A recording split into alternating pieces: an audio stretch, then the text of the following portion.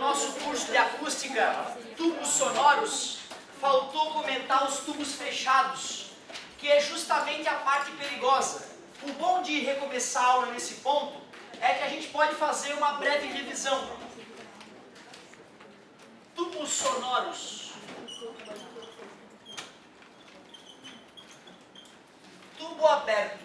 As duas extremidades eram abertas e nós chamávamos os padrões com o qual o ar vibrava dentro do tubo de harmônicos. O primeiro harmônico num tubo aberto, a primeira maneira como o ar vibra lá dentro, que a gente pode experimentar através do tubo de Kundit, é formando meio ventre de cada lado do tubo, o nó bem no meio. Por isso, chamado de primeiro harmônico. Quando eu aumento a frequência do som gerado, o segundo formato que a gente encontra, um ventre inteiro no meio, mais duas metades, segundo harmônico, e assim por diante. Então, um tubo aberto tem qualquer número de harmônico. O segredo para tu matar a questão de tubo é tu conseguir relacionar o comprimento de onda com o tamanho do tubo. O segredo que eu dei para vocês foi, conta quantos ventres tem. Um ventre, 1 lambda sobre 2, já que cada ventre é lambda sobre 2, é igual ao tamanho do tubo. 2 lambda sobre 2 é igual ao tamanho do tubo.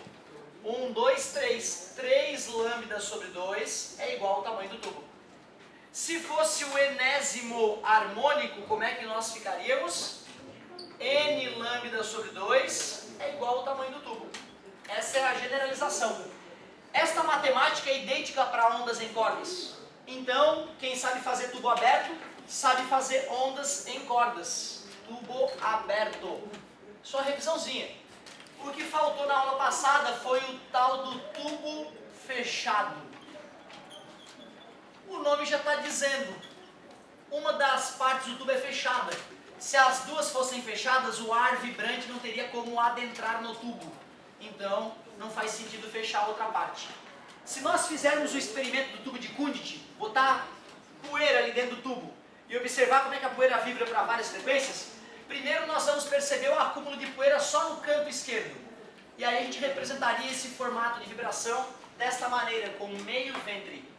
Se eu aumento a frequência no experimento de Kundit, eu vou perceber dois montinhos de poeira, um bem na pontinha e outro aqui no cantinho, mostrando que na verdade tem um ventre e meio vibrando dentro do tubo. E assim por diante, aumentando a frequência, aumentaria um ventre. Só tem um detalhe, amigos. Quando eu vou fazer esse cálculo, comparar o tamanho do tubo com o comprimento de onda, cuidado, hein?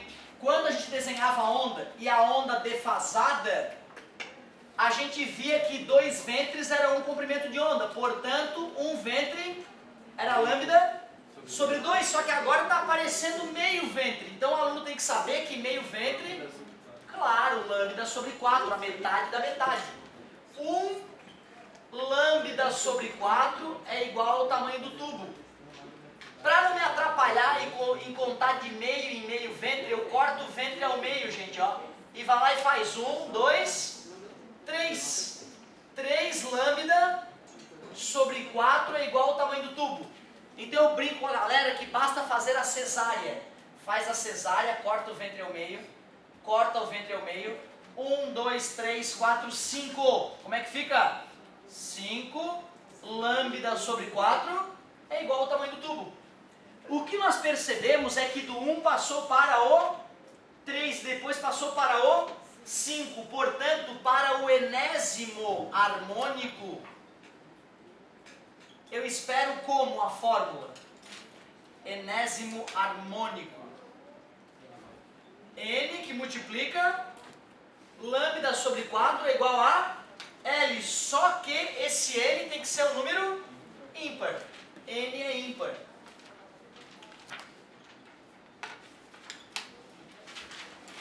Cuidado, pessoal. Quer dizer que esse aqui é o primeiro harmônico. E esse aqui não é o segundo. Esse aqui é o terceiro harmônico. Aquele ali é o quinto harmônico.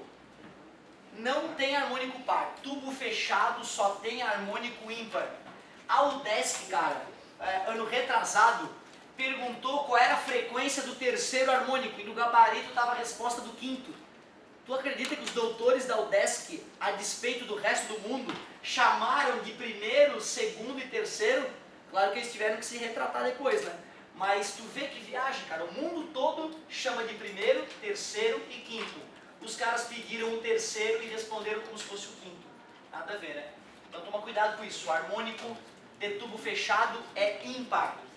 Pode parecer meio babaquice, né? Ah, que babaquice. Pra quê? Porque não chama de 1, 2 e 3 de uma vez? A explicação vai vir no exemplo. Dá uma olhada. Uma questão famosa é uma que fala o seguinte, ó. Um tubo fechado,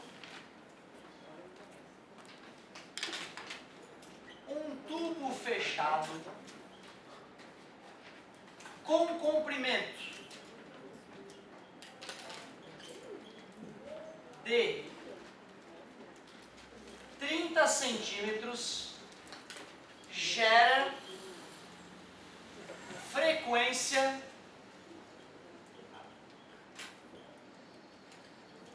de 6.000 Hz no terceiro harmônico.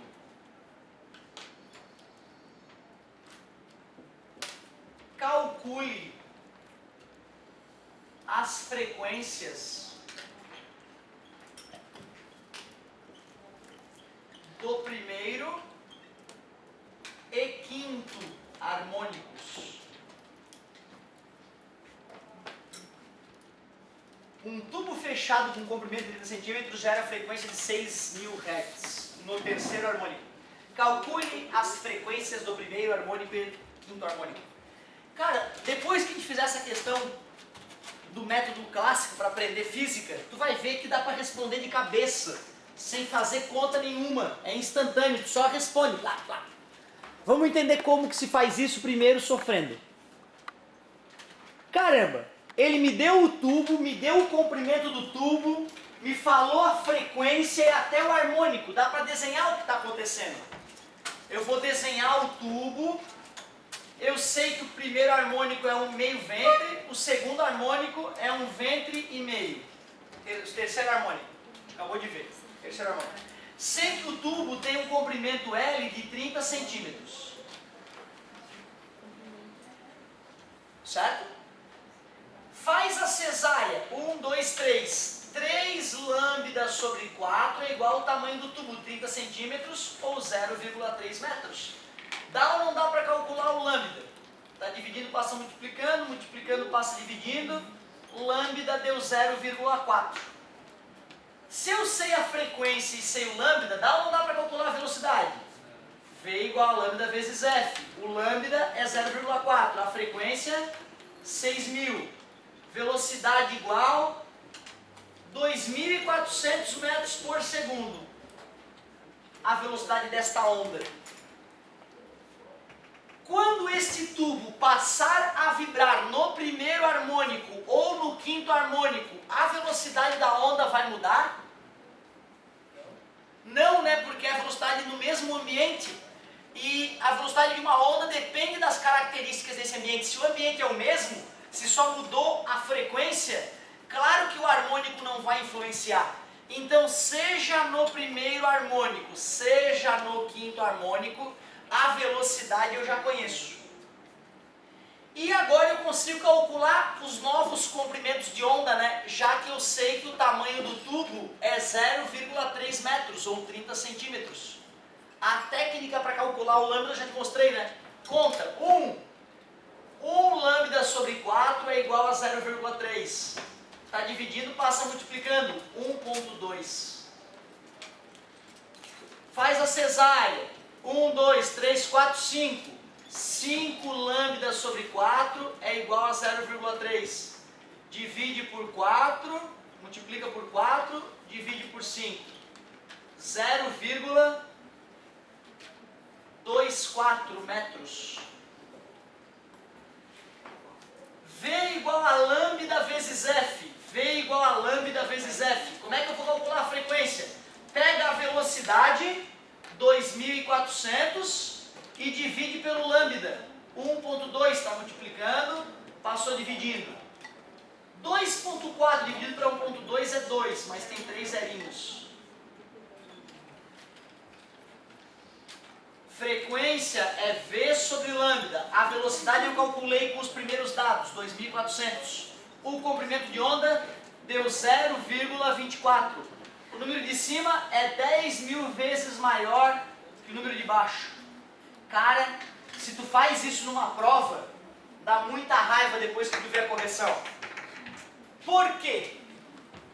Olhando para o quadro, alguém tem uma forma idiota de resolver essa questão sem fazer nenhum cálculo?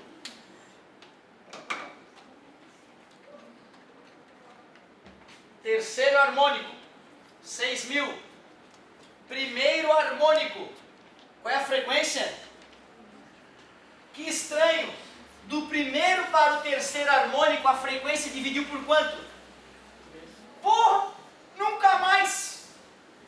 Da próxima vez, se me der a frequência do enésimo harmônico, eu divido por n e acho a frequência do primeiro, porque o primeiro harmônico tem a frequência 3 vezes menor que a do e 5 vezes menor que a do. Por isso que o harmônico vai de primeiro para terceiro, não é porque a gente é doente. É porque tu mede a frequência, dá 1.000. A frequência desse está 3.000, a desse está 5.000. Então tu vai chamar de terceiro e de quinto, não de segundo. Se fosse de 1.000 para 2.000, tu chamaria de segundo. O que acontece no tubo aberto. Resumindo, essa questão era só perceber. Poxa, o harmônico é proporcional à frequência. Se a do terceiro harmônico é 6.000, a do primeiro divide por 3. 6.000 dividido para 3, 2.000. Meu, que ódio, não tem que fazer conta nenhuma. E do primeiro harmônico para o quinto harmônico vai aumentar quantas vezes a frequência? 5. 2.000 vezes 5, 10.000. Puta, era ridícula. Era dividir por 3 e multiplicar por 5. A gente fez a conta toda para mostrar uma questão discursiva. Se a gente quiser mostrar serviço, se a gente quiser exercitar toda a teoria estudada, funciona. Beleza? Então fizemos um exemplozinho de tubos sonoros. A gente chegou a falar já do efeito Doppler? Não, né, cara? Esse é um outro fenômeno que de repente vale a pena a gente comentar. O efeito Doppler é uma coisa que eu tenho palpite de reaparecer aí na CAF. Porque apareceu no meio do ano e tu sabe, né? No vestibular nada se cria, tudo se copia.